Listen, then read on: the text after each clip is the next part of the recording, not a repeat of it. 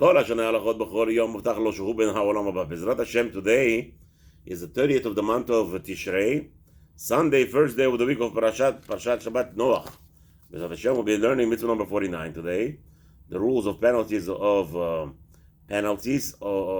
the Beit Din has to impose on a damager. And mitzvah number 50 will be discussing the punishment of chopping off the hair of an individual who commits certain crimes. Bezrat Hashem, that the mitzvot are today mukdash leilu nishmat, all the people who were harmed and who were killed actually by the terrorists in Israel and all over the world. And Bezrat Hashem also Hashem should send refuah shlema meira to all those who were harmed. And b'chalalam Chaya bat Leah, Yosef Chaim ben Mafrat, Yaakov Israel Daniel ben Angela, Amnon ben Osnat, Amnon ben Bilha, and also Hashem should send immediately fast back all the captured by the Hamas in Machshemam Zichram, all the people who are shvuim to be returned to the land immediately to their families. Mitzvah number 49. We're obligated to punish an individual who causes harm to his friend. It says in the Torah about Parasha, it says in Sofer Shmot, chapter 21, pasuk 18. When two men will fight. This is talking about penalties, the laws of penalties. And another pasuk includes all the penalties, as the Torah points out to us, as it's written in chapter 24 in Vayikra, pasuk 19. It says like this: Ka'asher asa ken yaseh lo, as he have done shall be done to him. What does that mean? ירצה לומר שילקח מממונו מה שיצערהו בכדי מה שיצערו את חברו. Really, it doesn't mean you take eye for an eye, chas v'shalom. It means that you caused him harm. Let's say somebody took off somebody else's eye. That eye has actually a value in everything. Everything in physical has a value. So too, over here, the tsar, the pain that you caused them for this, there's a monetary value. So eye for an eye really means you have to replace that eye. There is no benefit for a person to be ripping out a second eye from another person. So the Torah tells us in this instance, because there is a harm, this is not murder, there is a physical harm done, so you owe, and you evaluate the damage and let the person who damaged him pay. This is our mitzvah. Even in a case where there was no real actual physical damage, but just an embarrassment. So too, the Beit Din has to make an evaluation how much was the damage of embarrassing a person was, and make the embarrasser pay to the one who was embarrassed. This is called the judgments of penalties. Like a person harming another individual, an ox goring another ox, an ox goring a human, if a human harms an animal, and danin otan ela bevedin hasmuchim be'eretz Israel. So all those cases where there are damages to other individuals, we are prohibited to make any judgments. Only in the land of Israel is the permission of making such judgments, and nothing outside. Shoresh mitzvah zo, the root of this of the mitzvah, b'chalal kol ma sheba b'Torah b'inyan adin, and of course everything that has to relate it with the judgments. Ein tzarich liga achar ta'amo shel davar. We don't have to really delve into the matter of the reasoning. It's obviously everybody understands. If there is no judgment, if there is no laws, people will not be able to settle together, will live together. So that's understanding on its own. And the land cannot exist without judgment. The laws are So some laws will mention that there are actually 5 types of damages that a person causes when he harms his friend. And how do you evaluate all this? And what about embarrassing? It's all about the person who embarrassed and who was embarrassed. What about the person who was sleeping, who was embarrassed, or he did embarrass somebody else while he was sleeping? What happens if he died from the embarrassment? What is the rules with his inheritors? What about if somebody embarrasses somebody who is incompetent in mind, or somebody who is deaf or mute, or a small person? What's the rules? What happens if somebody embarrasses a ger or a slave? Somebody embarrasses by words. What about what's the difference between embarrassing a sage or any other person? What about a person who hits with his legs his friend, kicks him, or smacked him with his hands, or smacked him in his face, or I guess caused pain to his ear, or ripped his hair,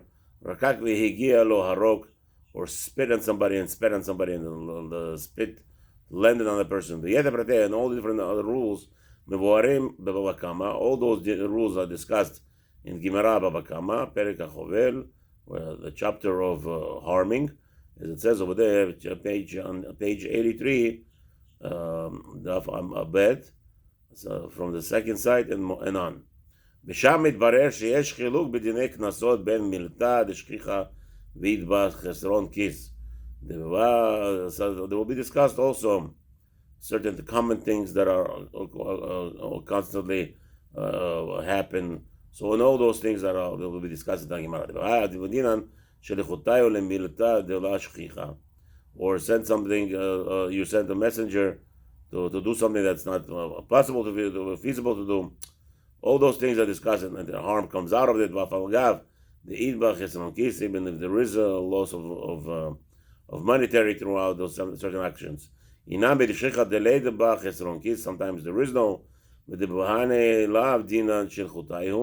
כתב רבנו לפי מפסי, זכרונו לברכה, מנהג שתי ישיבות שאף על פי שאין גובים קנס מן הדין לעד שמפייס לבעל דיני.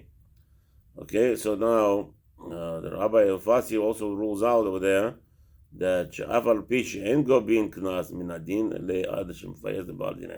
Today, the Rabbi says, very important, today we don't have this rule. No judgment, no Beit Din could ever impose any penalty from the Torah, because we don't have a Beit Din in Eretz Israel. So Rabbi Elfasi said, even in Eretz Israel, it's not Eretz Israel, it's not Eretz, Medinat Israel is not Eretz Israel. The government of Israel is not Medina.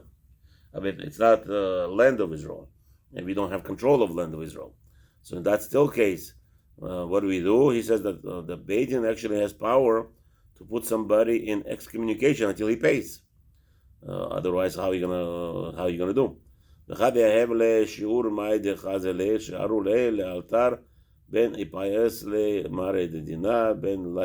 Okay, so there is incumbent on the damager to appease the person who he had damaged. Okay,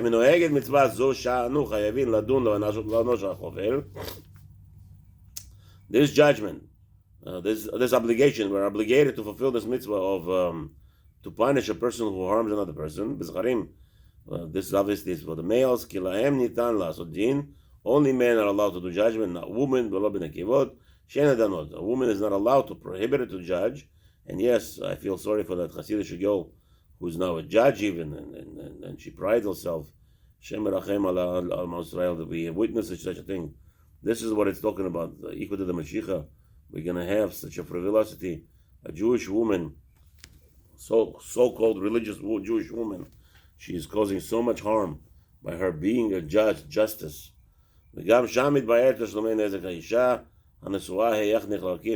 What about a woman that was damaged? Obviously, those things are we judging, but a woman should be a judge. It's a haram. It's a affront to Hashem. It's not. People are all about equal rights, equal rights, equal rights. We don't understand something. A woman could. Hashem said to a woman, "I know you have a power to destroy the world." As we said, Chava said to Hashem, "Kill me." She didn't want to live. She was going to destroy the world. She says. So Hashem says, "No, I'll give you an idea. You don't take any leadership roles. Do not take any leadership rules. That's why I per se do not allow a woman to give speeches even to a woman. It's a rabbi's job to give speeches publicly to a woman, not a woman to a woman. Chas v'shalom. It's a big shot. People don't understand that this woman that gives speeches publicly, they're actually causing the next generation to be worse and worse. As we see this evil woman, now she's a judge and she's complaining why rabbis don't support her. It's a sur for her to be a justice. And no, she's very proud of herself. Hashem Rachem. Hashem should have mercy on us that we are experiencing and we're witnessing such a thing. Now this evil woman created her own Hatzalah for women. It's out of this world, unheard of. This is what happens. And it's going to get worse, only worse before it gets better. What does it mean?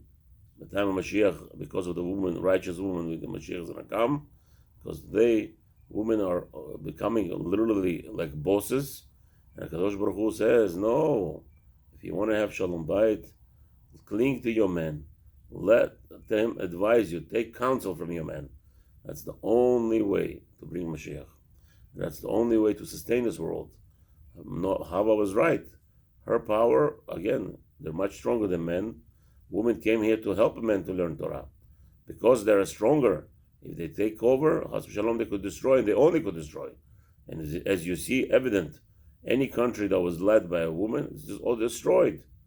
Even Golda Meir, when she was the leader, she was 1970, the Yom Kippur War, she was ready to go to World War III with atomic bombs. She couldn't handle it. If not for Americans getting involved, the world would have gone Pfeiffer, because she was ready to go to atomic war. So that's what we're talking about. Women have no mercy.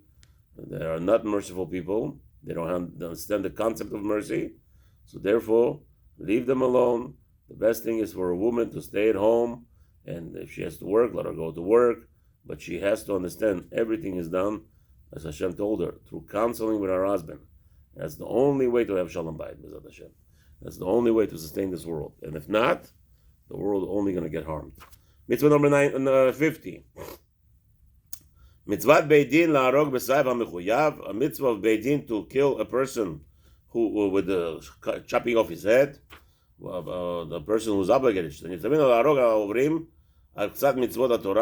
There are some prohibitions in the Torah when a man transgresses them. We are obligated to kill him with chopping off his head. According to our sages, this is called herek. Mita kala, it's the most easiest death there is. There is a machlok, the rabbi is going to say that choking is much easier than it. However, when a person is killed with this punishment, this capital punishment,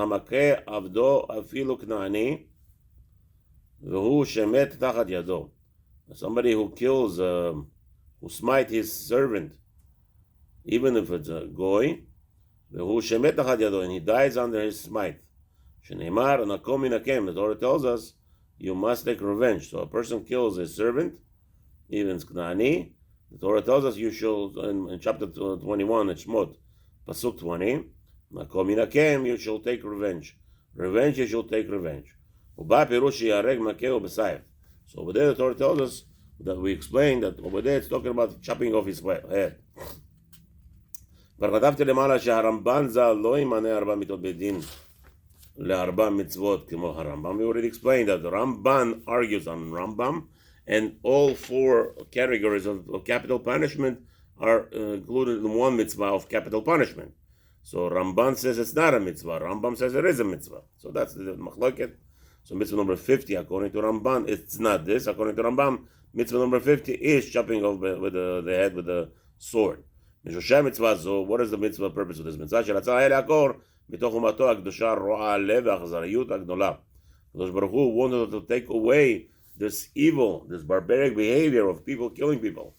ועל כן ציוותה שכל מי שיגבר עליו כעס גדול כל כך שיכה הכאת המוות עבדו שהוא בביתו ואין לו מושיע. And therefore HaKadosh Baruch Hu says, if a person got so angry to hit his servant that has no protector and he kills him, אף על פי כן יהרג אחר שהגביר כעסו על נפשו כל כך, even though that he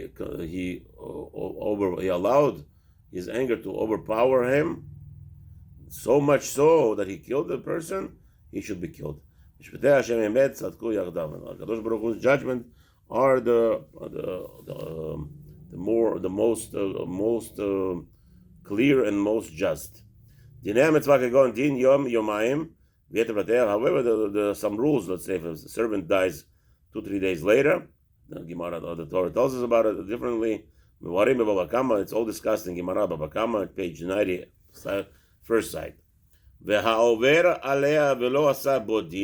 Chas V'Shalom did hit his servant, and the people who did not judge him. The Beit Din has power to do the judgment, and they didn't. They transgressed this mitzvah number 50. And the Beit Din will be punished for such an act. For they are causing destruction amongst human beings. Hashem should watch and help us, Bezat Hashem, and protect us. Have a wonderful day.